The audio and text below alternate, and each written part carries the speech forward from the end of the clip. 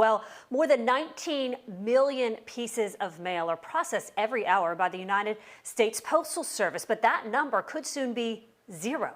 The USPS is facing some big financial troubles from the coronavirus that could actually shut down services. And Eliza Powell is on your side, speaking more about businesses who rely on the Postal Service and how this could impact them. Every day, the U.S. Postal Service picks up, processes, and delivers millions of pieces of mail. But what would happen if they stopped delivering? Well, it would significantly impact businesses that rely on them to operate. Postal product sales are plummeting as a result of the coronavirus. It's putting a financial strain on the Postal Service. Oversight Committee Chair Carolyn Maloney says unless Congress and the White House provide meaningful relief in the next stimulus bill, the Postal Service could cease to exist. That would be detrimental to businesses like Mark Moss's, whose law office heavily relies on USPS. It is vital.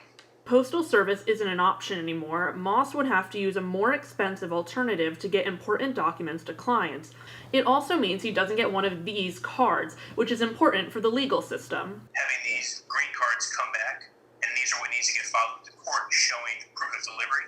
In a statement made last Friday, Postmaster General Megan Brennan said the sudden drop in mail volumes is so steep, the Postal Service may never fully recover. If they don't have the funding to continue to operate, it's going to be an even bigger change to all the changes I think that we are seeing recently. The Trump administration has refused a bailout, only offering a loan. Plummeting postal sales isn't the only problem. In 2006, Congress passed a law requiring the Postal Service to pre-fund employee pensions 75 years into the future. With the combination of the two, USPS says they'll run out of money before the end of the year, unless Congress steps in. As Americans are urged to stay home, the need to have access to vital documents, packages, and letters like benefits checks, medicines, and other necessities will continue to grow, but it could be harder to get them if the Postal Service stops. In Jacksonville, Eliza Powell, First Coast News, on your side.